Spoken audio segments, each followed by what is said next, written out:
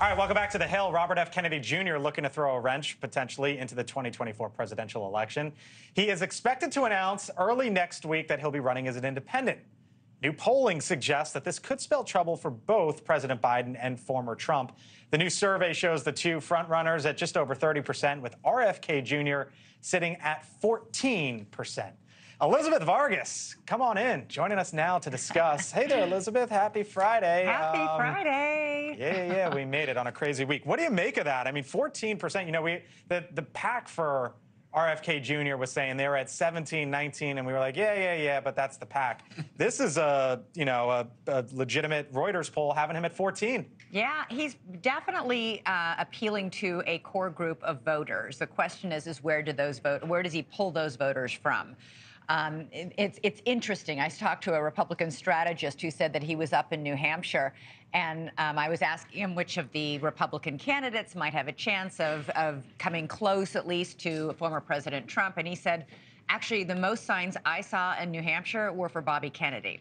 So it says something. He has an appeal. And a lot of people who are Trump supporters find Bobby Kennedy very appealing. We, in fact, know that a lot of Trump backers have been also backing Kennedy, perhaps as a spoiler. So maybe his decision to jump in as an independent will change things up. I don't know. It's interesting. I asked him, Blake, in the town hall that we had here on NewsNation with him, that question of whether or not he would ever run as an independent. He said, absolutely not. I'm a Democrat. I was born a Democrat. We're a family of Democrats. He was very passionate about it, and he's now changing his tune. You know, you mentioned that there's the thinking that maybe he actually does draw more from Republicans, in this case, potentially Donald Trump, than Democrats. We know his stance on vaccines, right? Yes. There was an interesting poll about COVID. And about lots of conspiracies, by the way. There's lots of conspiracies. Yeah. As we know. And so look at this poll, Elizabeth. Are you likely to receive an updated vaccine? This goes straight down party lines, basically. About 7 in 10 Democrats say yes.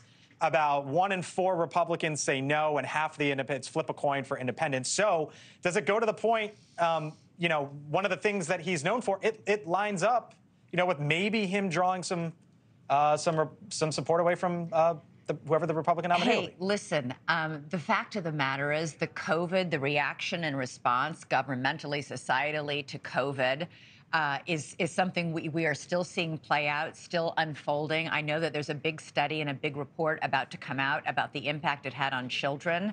It is in the Democratic states who stayed closed longer have children who are further behind academically. It was a mistake, in other words, according to this upcoming report, to close these schools and keep them closed as long as we did. There is plenty to adjudicate and litigate about our COVID response.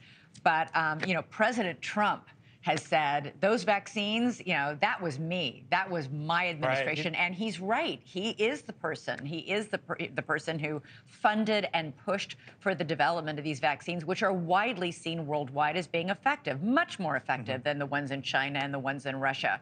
So, but it's so interesting when it comes to getting those booster shots.